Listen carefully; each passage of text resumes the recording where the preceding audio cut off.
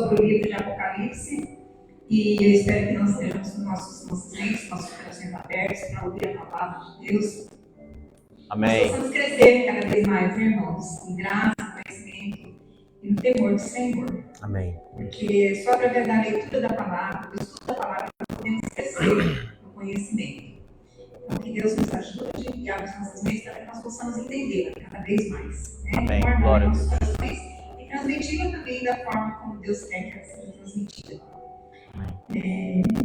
Mas antecedendo a mensagem, ou melhor, antecedendo o estudo da palavra, nós vamos louvar a Deus. Eu gostaria de convidar a pessoa que dirigir o Silvano, estará dirigindo Amém. os louvores. Amém, meus irmãos, a paz do Senhor Jesus. Vamos ficar de pé? Eu aprendi com a minha mãe sempre falava assim, cantar tem que ser de pé, né? Porque você ajuda o diafragma, e minha mãe não entende nada de música, né? Mas ela tinha razão, não é verdade? Amém? Vamos cantar um hino aqui, um louvor aqui antigo, não vou usar nem o microfone, porque eu quero ouvir você cantar. Eu pedi o Silão, falei, Silão, fica ali organizando a câmera que eu canto. Né, Silão? Ele tá lá. Bênção. Amém? Um louvor. Não precisa. Eu quero ouvir, irmã. Eu quero ouvir a igreja cantar. Olha, um louvor que eu tenho certeza, todo mundo conhece, pelo menos eu imagino, que tem a ver com a leitura que a diaconisa fez. Ela fez uma leitura que fala da grandeza de Deus. Amém? E esse louvor diz assim, ó. Não há Deus maior. Não há Deus melhor. Não há Deus tão grande como nosso Deus. De novo. Não há Deus maior. Não há Deus melhor. Não há Deus tão grande como nosso Deus.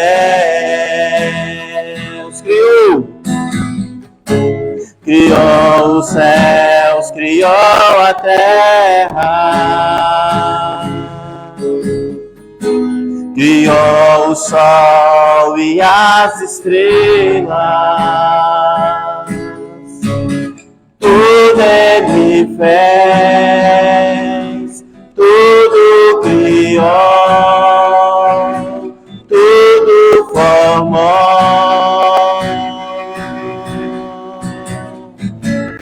Para o seu louvor,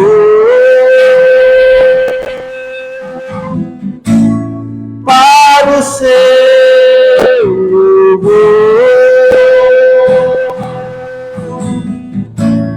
para o seu,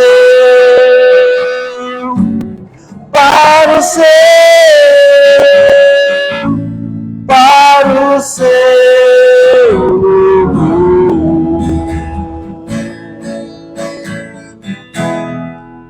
Amém? Tudo Ele fez para o louvor dEle. Amém? Tudo Ele criou para a sua glória, para o seu louvor. Louvado seja Deus. Pode assentar, meus irmãos. Fique à vontade. Siluan, tá certo? Tá pegando o áudio legal? Aí, ó. Benção. Bom, então vamos lá. Douglas, tá tudo certinho aí com o nosso slide? Tudo no ponto de bala, como dizia meu avô. Meus queridos irmãos, agora sim eu vou usar o microfone senão estoura a voz, né? Gente, que bênção poder estar aqui nessa noite com vocês, e o tempo não nos espera, não é verdade, minha irmã? Não espera, o relógio corre, né? O tempo está indo. Nós estamos estudando nessa série, aqui está desligado o Darius, isso, Darius, aí, ó. Esses meninos estão ficando cada vez melhor. Meu Deus, que bênção. Ligou, agora sim. Maravilha. Aí, ó. Irmãos, nós estamos então numa nova série de estudo aqui nas quartas-feiras. Se você não veio, aí eu lamento por você, não vou repetir, você vai ter que esperar um outro momento. Nós estamos estudando o Apocalipse. Quem tem medo do Apocalipse, levanta a mão. Ali, ó. Não é? Apocalipse é um livro que às vezes me dá uma amedrontada. Mas, o que a gente já tem aprendido aqui? O Apocalipse não é um livro para a gente ter medo. Não precisa ter medo. Não vai pular uma besta do Apocalipse e agarrar na sua garganta. Fique em paz. Né, Valmir? Não. É um livro que fala, na verdade, exatamente o contrário. Ele fala de esperança. Ele fala da vitória de Cristo e da sua igreja. Ó, a palavra Apocalipse significa revelação. Revelação de quê? A gente já viu isso. A revelação das coisas que vão acontecer nos últimos dias. Vamos lá, Douglas, só passa para mim, para frente aí, pode ir. Mais um. É que a gente já foi, aí, só, segura aí. A gente já está para lá da metade desses slides aí, Douglas. A gente já caminhou, entendeu? Ou então presta atenção ali, ó. Vamos lá. Quando Jesus, no início do Apocalipse, ele aparece para João e ele fala assim, olha, João, eu vou revelar a você as coisas que hão de acontecer. Do que é que ele está falando? Ele está falando ali, ó. Está vendo a cruz? Ali é o ponto zero. Depois da cruz tem aquele ponto lá. Eu precisava de um negocinho de laser, né? Eu tenho que comprar um bichinho desse.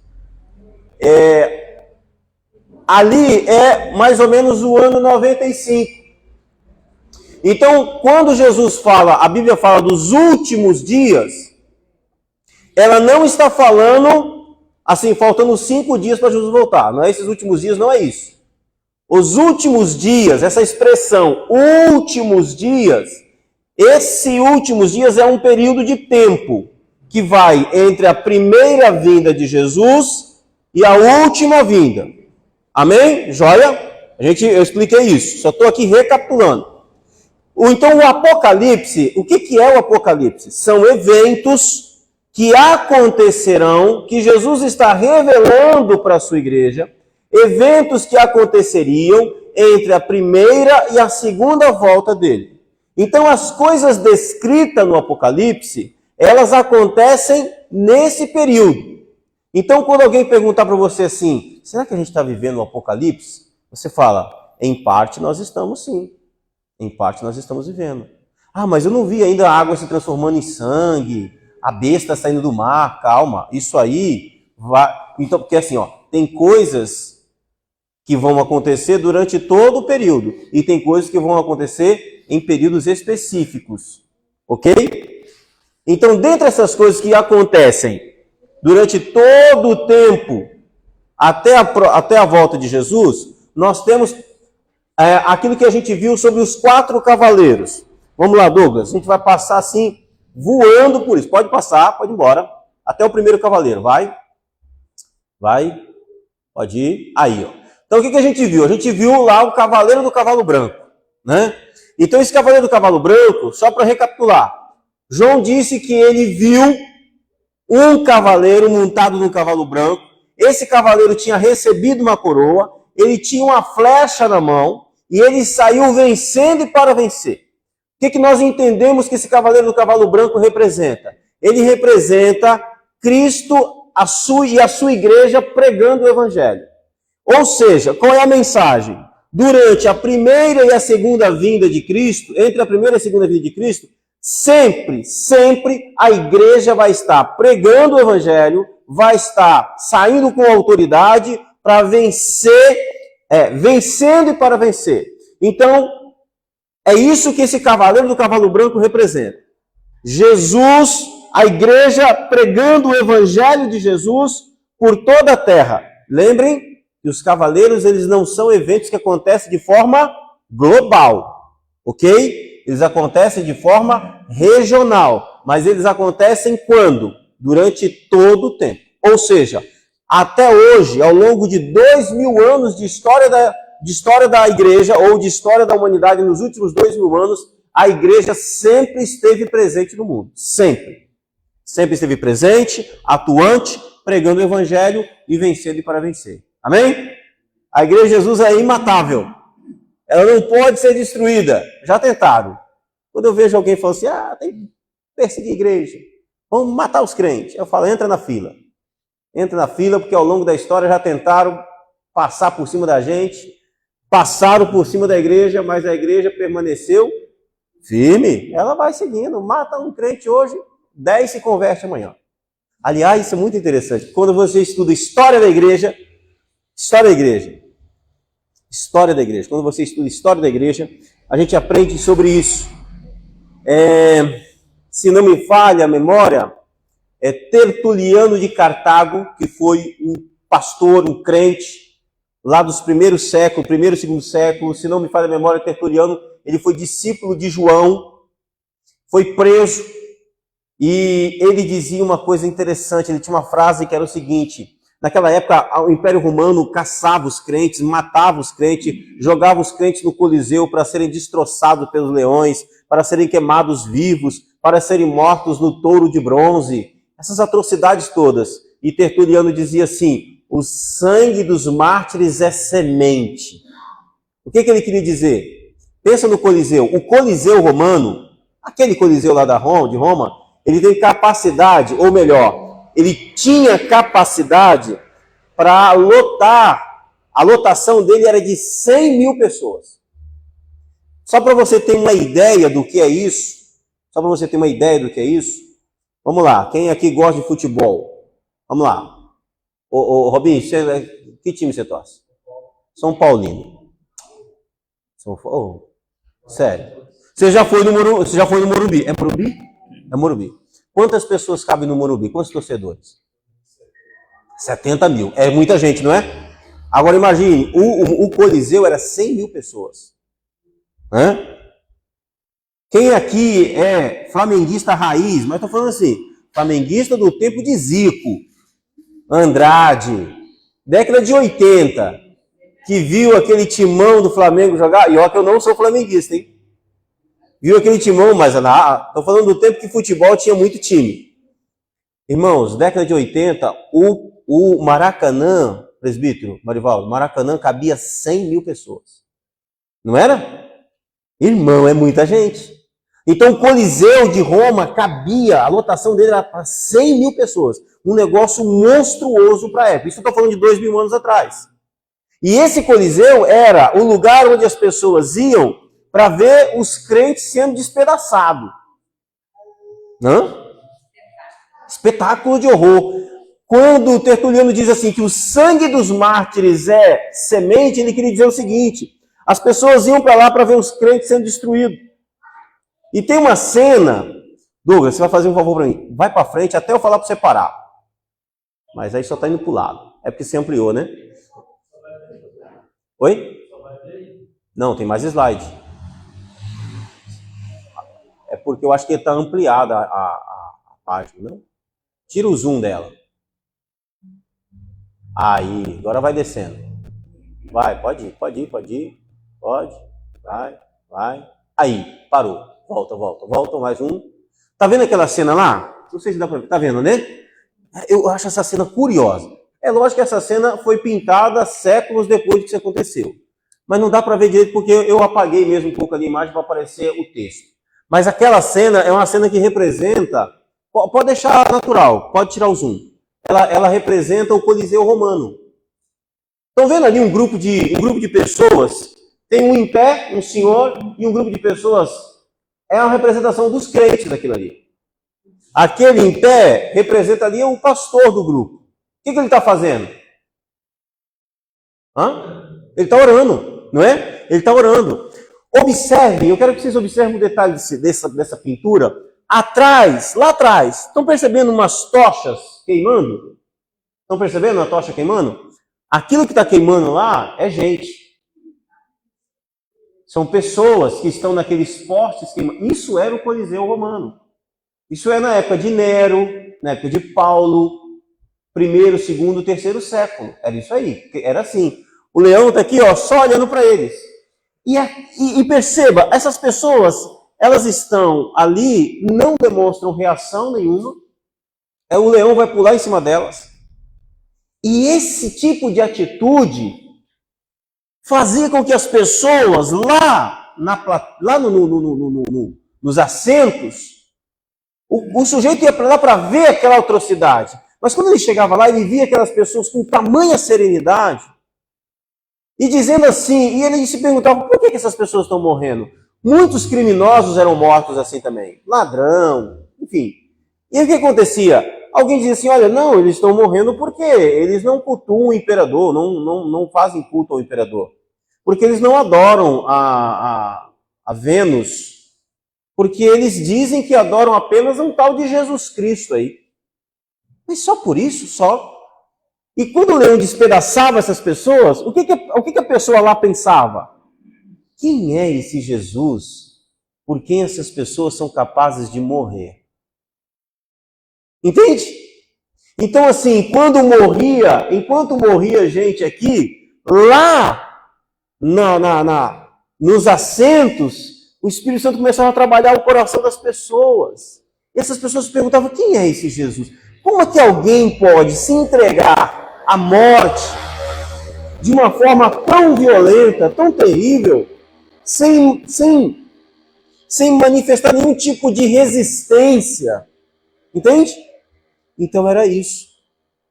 O sangue dos mártires é semente. Enquanto morriam os crentes embaixo, lá em cima, pessoas se convertiam, o Espírito Santo começava a trabalhar no coração das pessoas. O que eu estou dizendo com tudo isso? Olha, eu dei uma volta danada para dizer o quê? A igreja de Jesus, ela sai vencendo, e para vencer, ela jamais será destruída. É o que representa o cavaleiro do cavalo branco. Amém? Amém, né? Coisa poderosa, maravilhosa. Vamos lá, Douglas, pode voltar tudo agora. Tudo não, volta no cavalo branco. Não precisa ser do branco, vamos ver. Aí, para no vermelho. Então, foi isso que nós vimos semana passada. Nós vimos também o cavaleiro do cavalo vermelho, que representa o quê? Quem lembra? Ele representa a guerra, a violência, não é isso? Todo esse tipo de violência que acontece no mundo é uma espécie de... O cavalo... Oh, gente, é o seguinte, o cavaleiro não existe, tá? Nem o cavalo, é um símbolo. É um símbolo de toda a violência. Então, assim, é como se por onde o cavalo fosse passando, a violência fosse acontecendo. Ou seja, você vai perceber que é uma coisa regionalizada. Você vai perceber que, de vez em quando, a violência aumenta. A violência diminui. Tem violência no lugar, mas não tem no outro. Tem guerra no lugar, mas não tem guerra no outro. Tem perseguição no lugar, mas não tem perseguição no outro. Joia? Pode passar, Douglas. Próximo cavalo. Nós vimos o cavaleiro do cavalo preto. Ali ficou vermelho, foi um erro de digitação. O cavaleiro do cavalo preto, João disse que ele viu que ele tinha o quê? Uma balança na mão. E ele diz o quê? Ele ouve uma voz que diz o quê? 1 medida de trigo por 1 denário e 3 medidas de cevada por 1 denário, e não danifiques nem o azeite nem o vinho. O que esse cavaleiro do cavalo preto representa? Ele representa a fome, uma super hiperinflação. 1 quilo de trigo por 1 dia de trabalho. Nós fizemos a conta, né? Mais ou menos 1 quilo de trigo custando cerca de R$43. É caro? Extremamente caro. Então esse cavaleiro do cavalo preto representa que entre a primeira e a segunda volta de Jesus sempre haverá no mundo fome. Vai ter lugares como na Venezuela que um frango custa um salário de 1 mês. Terrível. Então você tem esses quadros, né? E o que significa o azeite e o vinho? Significa que enquanto você tem gente passando fome, você tem gente, por outro lado, fazendo o quê? Estou comprando vinho e bebendo azeite. Fazendo churrasco. Ou seja, você tem gente passando fome e você tem gente sobrando dinheiro, esbanjando. Né? Ou seja, vinho e azeite é supérfluo. É supérfluo. Né? Você vai no mercado hoje, fazer mercado, né? O azeite galo tá quase R$50. Isso no atacadão, né? É mais barato um pouco. Eu fazendo propaganda do supermercado, né? Ou do açaí, sei lá onde você faz compra. No mercado do bairro tá mais caro ainda, né? Então você fala assim, eu não preciso de azeite, né? Eu preciso de óleo, né? Óleo, azeite a gente deixa, né? Não é verdade? Vamos lá. Depois vimos o cavaleiro do cavalo, pode passar, amarelo. Esse é o cavaleiro, é o único cavaleiro que tem nome, o único cavalo. E o seu nome é Morte. Ele é símbolo de guerra, morte pela guerra, morte por fome, morte por violência, morte por peste. Gente, não vamos nos esquecer de 2020. Do nada, surgiu um vírus que ninguém sabe de onde veio até hoje, e ele devastou o mundo. Eu não me esqueço das cenas que eu vi nos primeiros dias na Itália. Caminhões do exército italiano, abarrotado de gente. Lembra dessa cena? Passou no jornal. Não tinha, as funerárias não davam conta de tanta gente que morria por dia. Do nada. Né? Vamos lá. Muito bem. Pode passar, Douglas. Pode passar isso também. E aí a gente viu agora, agora a gente vai, até aqui foi o que a gente viu na semana passada. O que ficou? E aí eu vou pedir para vocês abrirem a Bíblia de vocês. Abram a Bíblia, porque o texto ali está pequenininho, dá para ler. Abre a Bíblia em Apocalipse capítulo 6. Apocalipse capítulo 6. Nós vamos ler o verso 9 ao 11. Apocalipse 6, 9 ao 11. Isso, Douglas. Perfeito. Apocalipse 6, 9 a 11. A gente vai ver agora o quinto selo. Então, presta atenção. Os 6 selos são 7 selos. Os 4 primeiros selos é a visão de 4 cavalos. O quinto selo não é um quinto cavalo, é uma outra visão. Vamos ver o que significa? Então, vamos lá. Diz assim o texto. Quando ele abriu, ele quem? O cordeiro abriu o quinto selo, vi debaixo do altar as almas daqueles que tinham sido mortos por causa da palavra de Deus e por causa do testemunho que sustentavam. Clamavam em grande voz, dizendo, até quando, ó soberano Senhor, santo e verdadeiro, não julgas nem vingas o nosso sangue dos que habitam sobre a terra? Então a cada um deles foi dada uma vestidura branca, e lhes disseram que repousassem ainda por pouco tempo, até que também se completasse o número dos seus conservos e seus irmãos, que iam ser mortos como igualmente eles foram. Então essa visão aqui do quinto selo é a visão dos mártires. João está tendo uma visão dos mártires. Então o texto diz que quando o quinto selo foi aberto, ele viu debaixo do altar. Espera aí, vamos nos localizar. Onde que João está aqui? Ele está tendo uma visão no céu. Ele está tendo uma visão no céu. Lá no céu, ele está tendo uma visão de um templo. Mas de um templo, não assim, uma igreja assim. Ele está tendo uma visão do templo do Antigo Testamento. Ok? Como é que era o templo lá no Antigo Testamento? Eu podia ter trago uma imagem disso, mas tudo bem. O tabernáculo era uma tenda. Essa tenda era dividida em 2 partes. A primeira parte era chamada de lugar santo.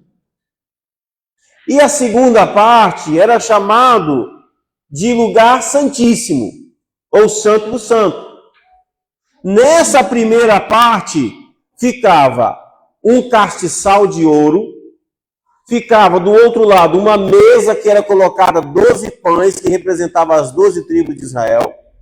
Tinha uma cortina dividindo os 2 ambientes, mas assim, cortina é um jeito da gente falar. Essa cortina tinha cerca de 15 centímetros de espessura. É uma parede. Não é verdade? Quem trabalha com construção sabe disso. Você pega uma lajota, um tijolo de 9 centímetros, reboca de um lado e de outro, você tem 15 centímetros mais ou menos. Ok? Essa parede, esse véu, detalhe aqui, eu vou abrir aspas. Irmão, vai segurando aí. Quando a Bíblia diz que o véu do templo se rasgou com a morte de Jesus, não é um paninho fininho que rasgou, não. Não é a gente não imagina? Não é uma como é que é o nome daquele paninho transparente, irmão? Fual. Fual, é fual que fala? É esse aí que elas falaram. Eu não entendo de pano, não. Não. Era uma costura de vários tecidos e couro que juntava, dava uma espessura de 15 centímetros. Um negócio grosso. Então, quando diz o texto lá que na morte de Jesus o véu do templo rasgou de alto a baixo, essa frase ela tem um significado forte. Por quê? Primeiro, aquela cortina não podia ser costurada. Como é que você costurou a cortina de 15 centímetros de espessura? Significava que Deus, e outra, só Deus podia rasgar um troço daquele. Isso! Ó, pega essa imagem, não, essa aí. Rapaz, esses irmãos tão espetacular hoje, hein? Tão afiados. Acha essa imagem para mim. Então, é isso. Eu quero explicar o quê? Pastor, por que você está falando tudo isso? Porque eu quero explicar esse texto aqui. João está tendo uma visão, mais ou menos, daquilo ali que o Douglas vai colocar para a gente. Isso, Douglas. Aumenta aí só para nós. Isso. Rapaz, bom demais. Olha. Só não está aqui. Ah, agora sim. Ali, quero que vocês prestem atenção aqui. Tudo que eu falei é aquela parte da tenda, está lá dentro. Tá bom? Do lado de fora, vocês estão vendo esse negócio aqui do lado de fora? Isso aqui era o altar do sacrifício. Ficava do lado de fora. Essa estrutura tinha 2 tipos de altar. Tinha esse altar ali, na área descoberta, e lá dentro, perto dessa cortina grossa, em frente a ela, tinha um outro altarzinho, pequenininho, que era o altar do incenso. Esse altar ali, esse de fora, era onde os animais eram queimados, sacrificados e queimados. João está vendo uma réplica disso daqui no céu. Então ele olha e diz assim, olha, vamos para o nosso texto? Pode deixar aí, tá, Douglas? Em paz. O nosso texto diz assim, olha, quando abriu o 5º selo, vi debaixo do altar, qual altar é esse? Esse altar aqui. Ele está vendo. Vi debaixo do altar, cadê o texto? As almas daqueles que tinham sido mortos por causa da palavra de Deus e por causa do testemunho que sustentavam. O que significa essa visão? Esse texto é complicado porque algumas pessoas vão pensar assim, então quando as pessoas são martirizadas, elas morrem, a alma delas vai para o céu e fica lá. Não, senhor, não é isso que a Bíblia ensina. Lembrem que João está tendo uma visão. Essa visão é carregada de símbolos. As almas ali que estão debaixo do altar é um símbolo de que pessoas foram o quê? Mortas. O altar é o altar do sacrifício, é isso. Então João está tendo essa visão, e essa visão significa exatamente isso. Esse selo é o selo que mostra as almas, que mostra, a ideia dele é mostrar o seguinte, os mártires. João está vendo então ali uma representação das pessoas que estão sendo mortas, perseguidas no Coliseu, perseguidas pelo Império Romano. O que essa visão está trazendo para aquela igreja? Está trazendo uma mensagem de esperança. Em que sentido? Deus está, com essa visão que está dando para João, dando uma resposta para a igreja, dizendo o seguinte, eu estou vendo o que está acontecendo. Vocês estão sendo mortos pelo Império Romano. Vocês estão sendo caçados por causa do meu nome. Eu estou vendo. Vocês estão sendo sacrificados. Mas eu estou vendo. Eu sei o que está acontecendo. Ok? Estão seguindo comigo até aqui? Então vamos seguir o texto. Verso 10. Verso 10, João diz que essas almas, essas pessoas que estão lá debaixo do altar, símbolo de pessoas que foram mortas, sacrificadas, elas estão clamando em alta voz. O que elas estão dizendo? Elas estão perguntando. Elas estão questionando o negócio. Elas estão achando que tem alguma coisa errada. Olha o que elas estão dizendo.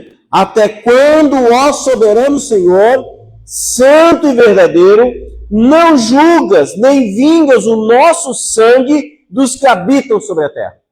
O que elas estão pedindo? Justiça. Gente, eu quero lembrar vocês do negócio. João está tendo uma visão do Apocalipse. Jesus está mandando essa visão para João. João escreveu esse livro. As pessoas daquela época estavam sendo perseguidas, elas recebem esse livro e elas precisam entender o que aqui? Elas estão, olha, parece que é injusto, parece que Deus não está vendo, parece que Deus não está fazendo nada. Os crentes morrendo igual mosca. O império matando gente para todo lado.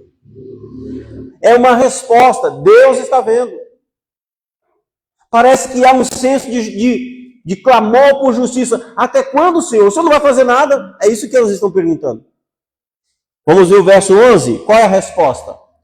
Então, a cada um deles foi dada uma vestidura branca. E lhes disseram que repousasse ainda por pouco tempo. Espere, calma, repouse por pouco tempo. Por quê? Até que também, presta atenção nisso aqui, até que também se completasse o número dos seus conservos. Conservos aqui é os mesmos servos igual a vocês, os outros como vocês. O número dos seus conservos e seus irmãos que iam ser mortos como igualmente eles foram. O que esse texto está dizendo? O texto está dizendo o seguinte, olha, vocês que estão clamando por justiça, que vocês foram sacrificados, vocês foram mortos, calma, relaxa. Esperem um pouco, até que se complete o número daqueles que vão ser mortos como vocês foram. Difícil, né? Difícil? Douglas, vamos voltar lá para aquele PDF. O Douglas está fera. Aí, ó. Pode, vai mais um agora, Douglas. Aí, ó. Por que esse texto está dizendo isso, gente? O que esse texto está querendo dizer? Está querendo dizer o seguinte, que gente morrendo por causa de Jesus não ia ser uma coisa apenas do primeiro século. Nós temos gente morrendo hoje por causa do nome de Jesus no mundo? Sim ou não? Lembra dessas cenas aí? Esse pessoal que está por trás de preto são um grupo extremista islâmico. E quem é que está de vermelho? Essas pessoas foram acusadas de serem cristãs. Foram degoladas, mortas. É porque assim, ó, você nasceu num país livre. A gente não faz ideia do que é isso lá. Já imaginou você, por exemplo, na China é proibido ter igreja. A igreja na China, só para você ter uma ideia, a China, eu estou saindo do quadro aqui, né? Eu fico aqui mesmo, né? Aqui, né? Só para você ter ideia, na China, meu irmão, a China tem quase 1/3 do total da população do mundo hoje. E nesse país não existe igreja aberta assim. No Oriente Médio não existe igreja aberta. Isso aqui é um privilégio que nós temos. Quantos irmãos nossos, pelo mundo afora, gostariam de ter o privilégio de estar sentado assim, com a porta aberta, um pastor explicando a Bíblia? Não tem. É escondido. É considerado crime. É considerado crime ser cristão nesses países. E quando são pegos, são mortos. Então o quinto selo está falando de quê? de que entre a primeira e a segunda vinda de Jesus sempre haverá o quê? Gente morta por causa de Jesus. Mártires. Mártires. Amém? Olha, hoje a gente está indo bem, hein? Já vamos para o último selo. Sexto. Ficou compreendido aqui, gente? Ficou? Então vamos lá. Sexto selo. Letrinha pequena, não dá para ler, mas vamos para a Bíblia. Apocalipse capítulo 6, verso 12 ao 17. É o último selo. Então, agora ele vai ver o último selo. Que selo? Deixa eu só, enquanto aí, já abriu ali. Ó. Só para você entender. João, no início disso aqui tudo, ele viu um livro selado com 7 selos. De acordo com que o Cordeiro de Deus vai abrindo os selos, João vai tendo visão. Abre o primeiro selo, ele vê um cavalo branco. Quebra o segundo selo, ele vê um cavalo vermelho. Quebra o terceiro selo, ele vê um cavalo preto. Quebra o quarto selo, ele vê um cavalo amarelo. Quebra o quinto selo, ele vê o altar no céu e há pessoas, almas debaixo do altar pedindo por justiça. Quebra o sexto selo e olha o que acontece? Vi quando ele abriu o sexto selo e eis que houve um grande terremoto. O sol ficou escuro como tecido de crina negra. Toda a lua tornou-se vermelha como sangue. As estrelas do céu caíram sobre a terra como figos verdes caem da figueira quando sacudidos por vento forte. O céu se recolheu como se enrola um pergaminho e todas as montanhas e ilhas foram removidas do seu lugar. Então, os reis da terra, os príncipes, os generais, os ricos, os poderosos, todos os escravos e todos os livres esconderam-se nas cavernas e entre as rochas das montanhas. Eles gritavam às rochas, às montanhas e às rochas: caiam sobre nós e esconda-nos da face daquele que está assentado sobre o trono e da ira do Cordeiro. Pois chegou o grande dia da sua ira, e quem poderá suportar? Do que se trata esse sexto selo? Este sexto selo se trata da descrição do momento da volta de Jesus. Não, ainda não. Mais na frente o juízo. Mas aqui é uma descrição da volta de Jesus. Vou dizer novamente. Lembra que eu falei que o Apocalipse ele tem cenas que se repetem, mas de ângulos diferentes. Lembram disso? Então a gente vai ver no Apocalipse sobre a volta de Jesus, algumas vezes sobre a volta de Jesus, mas sempre a partir de um ponto de vista diferente. Aqui é um desses pontos de vista. Então, o que está sendo descrito aqui? Primeiro, João olha e ele vê que acontece um grande terremoto, mas esse terremoto que João está falando aqui, não é assim, teve um grande terremoto no Chile, no Japão, não. O que é que está tremendo aqui?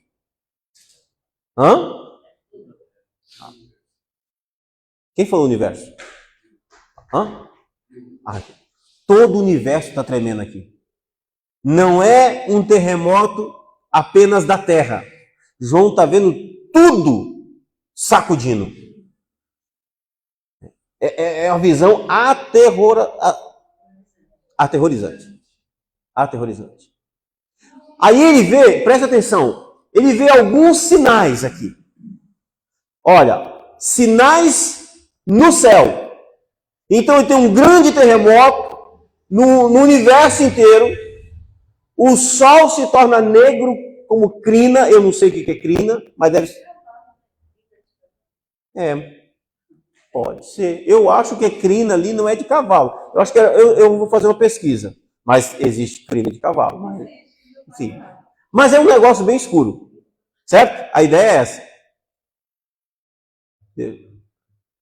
O irmão já está procurando ali, ó. O que significa crina? Aí apareceu crioula, a crina. Tecido áspero de fibras vegetal usada na fricção. Não é. É porque aí a gente vai ter que procurar. Pelo flexível e resistente, coloca na cabeça, pescoço e cauda do cavalo. Existe esse tipo de crina. Enfim, não importa pra gente agora. O que importa pra gente aqui é o quê? A cor, certo? A cor. Então, o texto está dizendo que, presta atenção, sinais do cosmo, o universo está abalando, o sol perdeu a sua cor. Crina negra, na Bíblia, a crina negra pode ser associado à força e ao poder. Em algumas passagens, como o livro de Apocalipse, é descrito como um cavalo de crina negra, simbolizando a morte e a destruição. É isso aí. Beleza, valeu, Douglas. Então, olha, sinais no cosmos. O sol ficando negro, a lua, não é que a lua vai se encher de sangue, não. É porque assim, hoje a gente sabe, a lua não tem luz própria. Ela recebe luz do sol. Se o sol morre, apaga, o que acontece com a lua? Escura. O que esse texto está dizendo, gente? Que no momento da volta de Jesus, o universo vai se abalar, o sol vai apagar. Pensa nisso. Apagou o sol. A lua vai ficar vermelho, um vermelho sangue. As estrelas vão cair do céu, o texto está dizendo. O que é estrela caindo do céu? Estrela assim, a gente vai olhar para o universo e a gente vai ver galáxias se colidindo. É negócio terrível. A coisa é tão feia, presta atenção, o céu vai se enrolando como um pergaminho. Hoje nós temos tecnologia para ver isso. A gente vai ver o espaço se dobrando. Imagina o terror que vai ser esse negócio. Sim? O Elon Musk está dizendo que é colonizar Marte, mas capaz de sair. Tá vendo como é que ele é tonto? Marte também vai explodir, meu irmão. Isso é legal, porque assim, é pra gente entender isso. Gente, não é a Terra só. É o universo inteiro. Você vai fugir para onde? O negócio é tão feio que a gente vai ver o que vai acontecer depois com os homens. Agora, então a gente viu o que está acontecendo no céu, no espaço. E o que vai estar acontecendo na Terra? Os montes e as ilhas foram movidos do seu lugar. Isso aqui vai virar um pandemônio. Terremoto para todo lado, prédio caindo. Um pavor terrível. E o texto diz o quê? Vou aqui para o texto. Verso 15. Os reis da terra, olha o pavor tomando conta do coração dos homens. Os reis da terra, os grandes. Quem são os grandes? Os poderosos, os comandantes, os ricos. Mas não apenas eles, prestem atenção, os escravos também. Os livres, da classe mais alta, da classe mais poderosa, da classe mais baixa. Todos eles vão se esconder nas cavernas. As pessoas vão correr para as cavernas, pastor? Calma, você precisa entender que esse é um texto antigo. Não existia bunker ainda. Não existia metrô. As pessoas vão entrar pelos buracos, elas vão procurar proteção. O universo está entrando em caos total. O mundo está sacudindo. As pessoas vão ficar... Vai morrer muita gente nisso daqui. Muita gente. Pensa no terremoto que abala o mundo inteiro. Pensa numa cidade igual São Paulo. Pensa no centro de São Paulo. Pensa que tem alguém lá andando pela 25 de março, de boa, na lagoa. E esse mundo começa a tremer para todo lado. Sacudir. Entende o caos? E o texto vai dizer que dos poderosos, dos ricos, dos grandes e também dos escravos, da classe baixa, da classe alta, os homens vão se esconder nos penhascos dos montes, das cavernas, e eles vão dizer aos montes: caiam sobre nós. Nós queremos morrer. Nos mate. Por quê? Do que eles têm medo? Do que eles têm medo? Da ira. Perceberam isso aqui? Eles não estão com medo do terremoto. Eles não estão apavorados porque as estrelas estão se explodindo no universo. Eles estão apavorados porque esse texto aqui não mostra, mas o texto mais na frente do Apocalipse vai mostrar. O que está acontecendo aqui nesse momento? Esse céu está tomado de anjo.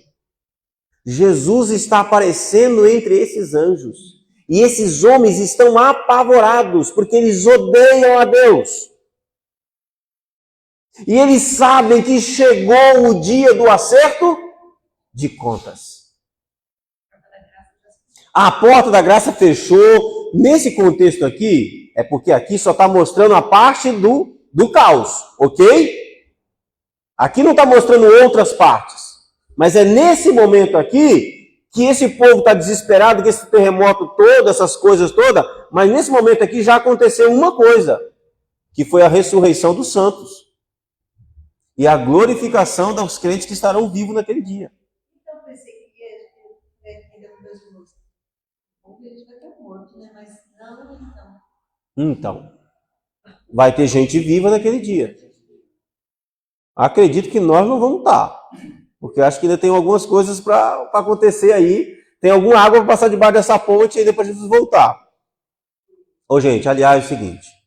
Quando você ouvir alguém dizer assim, irmãos, cuidado, Jesus pode voltar daqui 1 minuto. Não, não pode. Por que não? Porque algumas coisas ainda não se cumpriram. Por exemplo, Jesus, antes da volta de Jesus, por exemplo, acontece a grande tribulação. A gente vai chegar lá. O anticristo precisa surgir no mundo. O falso profeta precisa surgir no mundo. Essas coisas ainda não aconteceram. É provável que quase todos nós aqui, com exceção talvez das crianças, não passem por esse evento. Mas o anticristo pode surgir no mundo amanhã. E quando ele... Sim? Está tudo acontecendo tão rápido. E quando ele surgir, aí sim, a coisa é rápida. Porque ele não vai governar sobre esse mundo durante muito tempo, não. É pouco tempo. Pode esperar que vai ser.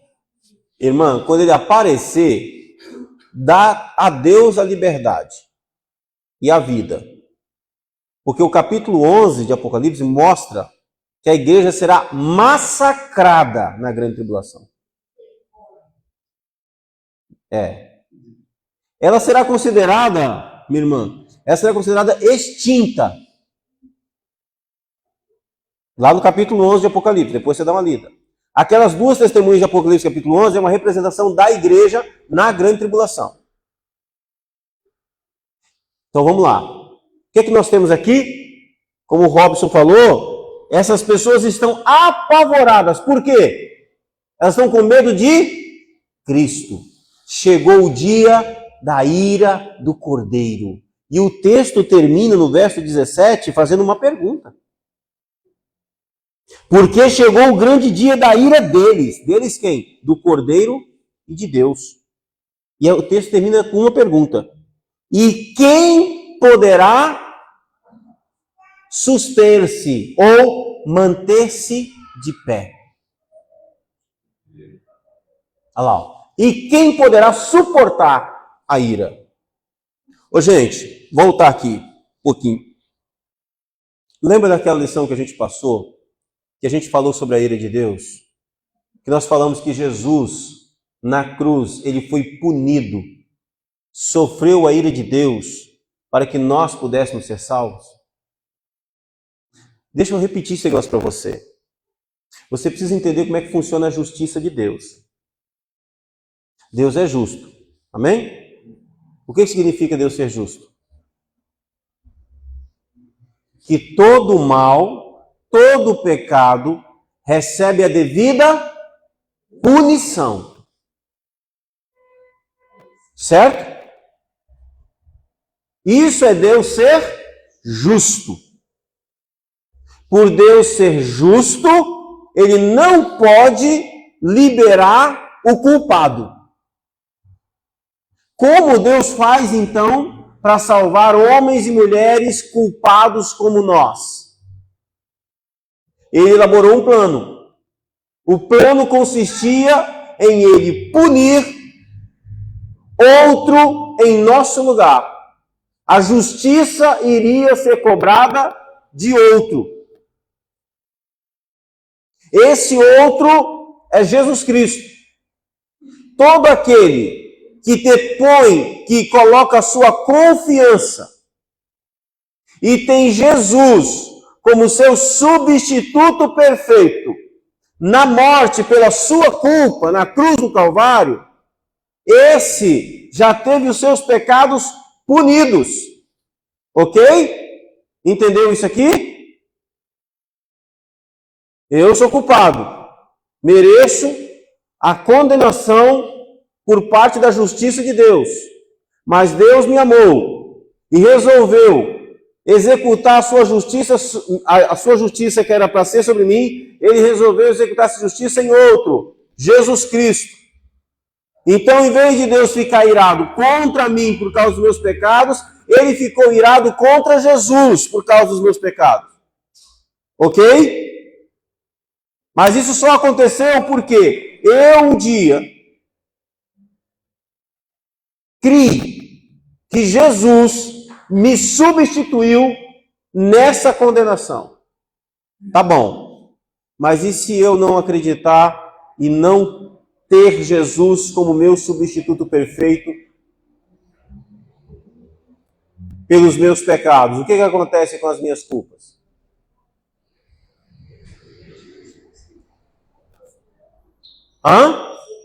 Elas estão sobre mim.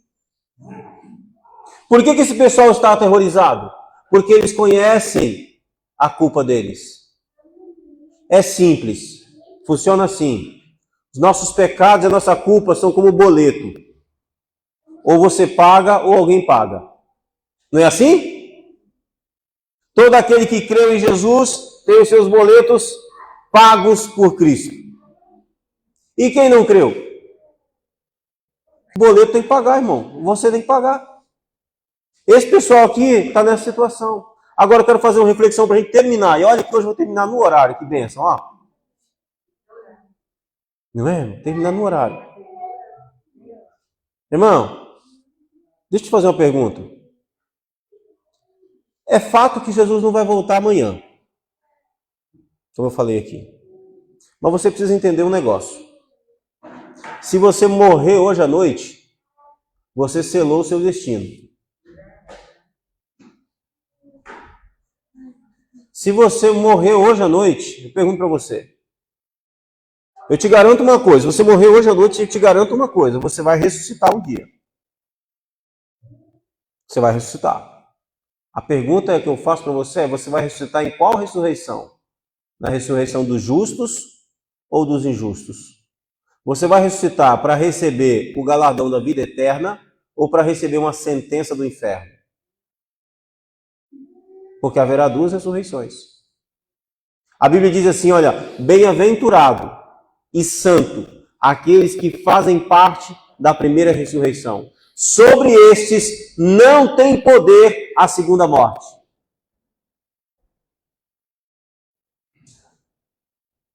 Então é isso. Funciona assim. Pergunta que eu quero que você saia daqui fazendo a reflexão hoje. Jesus te substituiu naquela cruz, foi morto pelos pecados que estão sobre os seus ombros, que você comete. Ele já foi punido em seu lugar, seu boleto já foi pago. Porque ou foi pago sobre Cristo na cruz do Calvário, ou será pago em você, no inferno. Pastor, a palavra do inferno é tão pesada. Então, é a palavra que a Bíblia usa. Esse povo aqui está aterrorizado, não é porque o negocinho é bonito, não. Esse povo está aterrorizado, não é nem porque as estrelas estão pipocando no espaço igual bolinha de gude, não. Eles estão aterrorizados porque chegou o dia de pagar a conta. E como a diaconisa disse, a porta da graça aqui fechou. Não tem mais chance, acabou. Não adianta pedir misericórdia. Agora eu acredito. Já era. Quero que você saia daqui hoje fazendo essa reflexão. O desejo do meu coração é que você possa sair daqui refletindo isso e você possa, no seu coração, tomar uma decisão e dizer assim, eu preciso levar esse negócio a sério. Eu preciso resolver isso na minha vida. Eu preciso resolver isso na minha vida. Porque às vezes funciona assim, gente. É comum da gente. A gente resolve um monte de coisa na vida da gente, mas a gente fala assim, isso aqui eu resolvo depois. Isso aqui eu resolvo depois. Pastor nem falou, o pastor já falou que Jesus não vai nem voltar amanhã. Mas você pode morrer daqui a pouco. Eu também. Eu estou tranquilo. Estou em paz. Só sinto pelo fato de que ninguém quer morrer. Mas se acontecer, como diz o apóstolo Paulo, para mim é lucro. É ganho. De boa. Tranquilo. Certeza absoluta de que os meus pecados já foram punidos em Cristo na cruz do Calvário. De que na manhã gloriosa da ressurreição ressuscitarei para a glória e louvor do nome de Cristo para viver eternamente. Tenham tranquilidade. Gente, nada melhor do que alguém que anda com o boleto pago. Os meus foram pagos na cruz do Calvário. Amém? Amém. Então esse livro é um livro de esperança.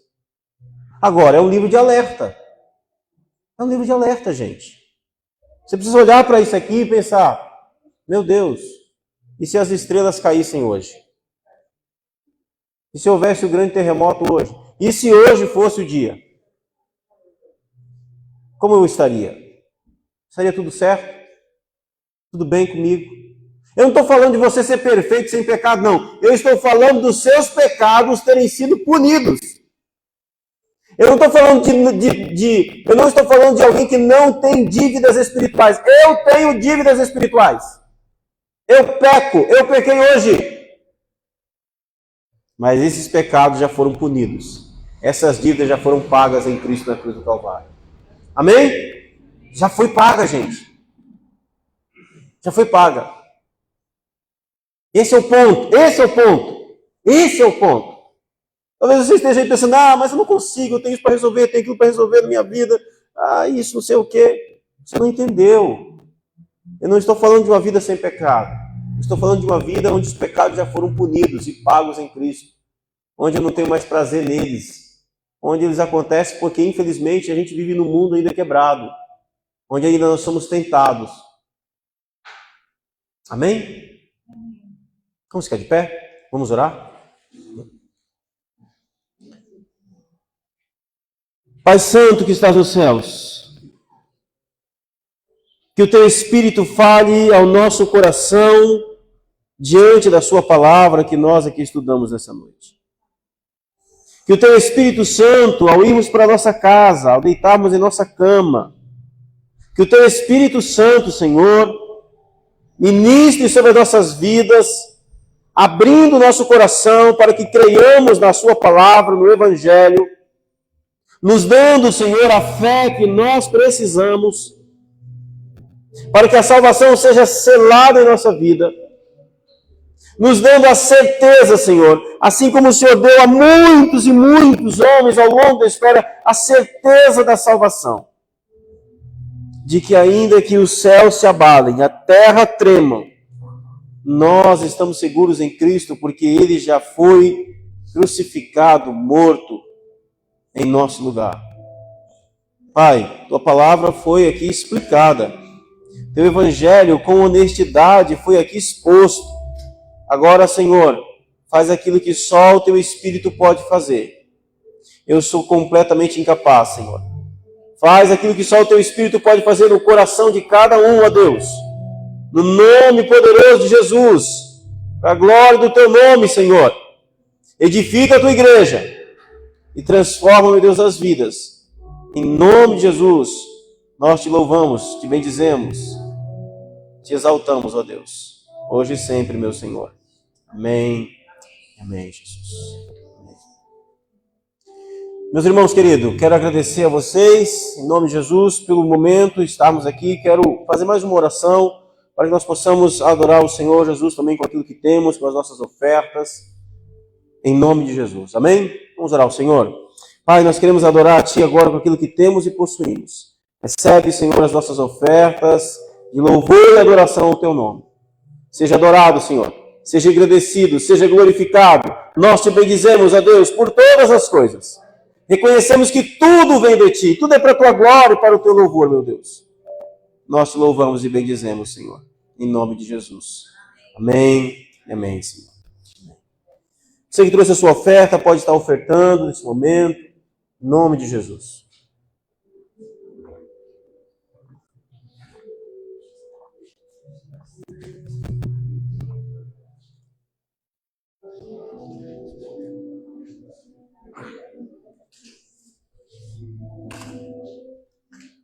Meus irmãos, vamos nos despedir com a bênção de Deus. Eu quero agradecer a Deus pela sua vida, de forma poderosa, que Deus abençoe o seu coração. Muito obrigado por estar aqui. No próximo sábado nós temos culto. Eu gostaria muito que você participasse, não faltasse, venha na escola bíblica, participe. Domingo que vem estaremos aqui para adorar o Senhor também, em nome de Jesus. Amém? Continue orando pelo pastor Alexandre. Casou, está de férias, daqui uns dias ele está de volta. São só 15 dias, já já o pastor Alexandre está aí de novo, se Deus quiser, em nome de Jesus. Quarta-feira que vem, se não me engano, eu estou na escala domingo, né? É isso? Acho que é domingo. Domingo eu acho que eu estou na escala. Estaremos aqui, se Deus quiser. Na próxima quarta, nós vamos continuar o Apocalipse. Quarta-feira que vem a gente vai fazer uma pergunta. Quem são os 144 mil selados no livro de Apocalipse? Será que são 144 mil testemunhos de Jeová? Os testemunhos de Jeová falam, somos testemunhos de Jeová. Será que são eles mesmos? A gente vai ver quem são na próxima quarta-feira. Então não perca, tá bom? Amém? Vai ser um tempo primoroso. Quero agradecer a Deus mais uma vez por cada um. Deus abençoe o seu coração, sua vida de forma poderosa, em nome de Jesus. Vamos despedir com a bênção de Deus? Assim diz a bênção do Senhor. Que a graça do nosso Senhor e Salvador Jesus Cristo, o grande e infinito amor de Deus Pai, a comunhão e a consolação do Espírito Santo seja sobre todos, hoje e sempre. Amém, amém. Deus abençoe o seu coração, a sua vida de forma poderosa em nome de Jesus. Amém.